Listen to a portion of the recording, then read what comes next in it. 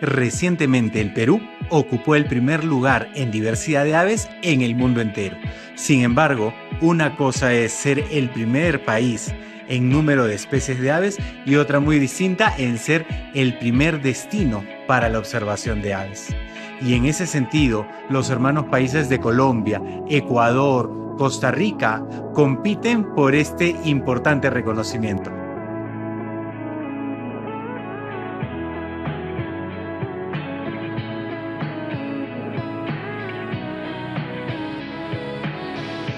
Tengo el grato placer de encontrarme con el señor José Kekin, presidente de la Cámara Nacional de Turismo, un empresario exitoso y uno de los pioneros en promover el turismo de naturaleza en el Perú.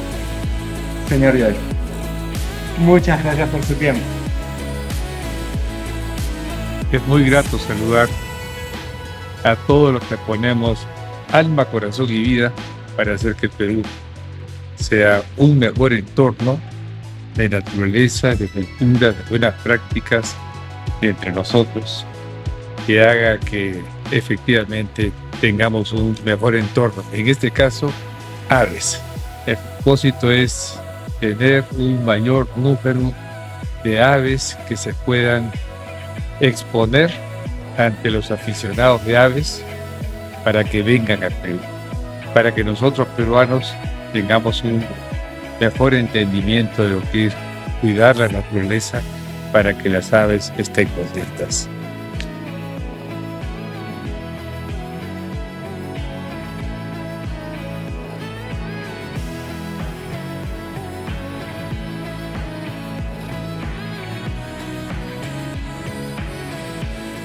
Señor Kekin, ¿por qué considerar al Perú como el mejor destino para la observación de aves?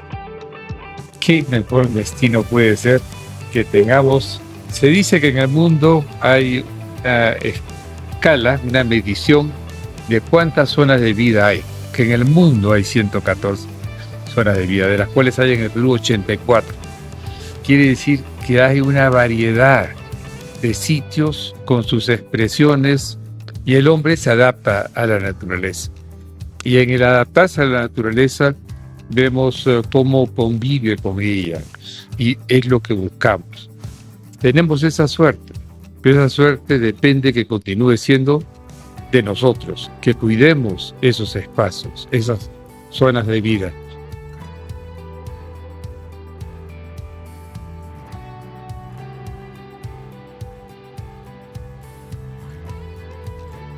Y lo que veníamos conversando, ¿no? Esas gradientes altitudinales, la costa, los Andes, la selva, que proporcionan esas zonas de vida que nos mencionan. Pero en este tema turístico, ¿qué es lo que hace que el Perú sea el lugar favorito para muchos extranjeros? Tenemos más de 5.000 años de cultura, nos vamos hasta Caral y más allá, que hace que el Perú sea amical. Entonces, si combinamos la naturaleza con la manera de ser del peruano, podemos imaginar que el turismo es lo que debiera ser la mayor fuente de empleo en el Perú.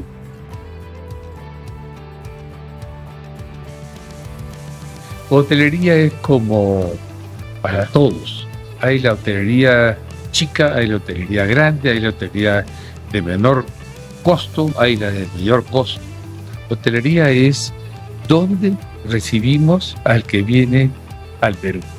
Y restaurantes fabulosos con una gastronomía que complementa la naturaleza y la cultura, ¿no? ¿Qué íbamos a imaginar hace unos años que los mejores restaurantes del mundo estuvieran en el Perú, articulados por los productos peruanos, por el deseo de peruanos tratando de entender cómo es el ancestro tradicional del peruano con sus recursos naturales?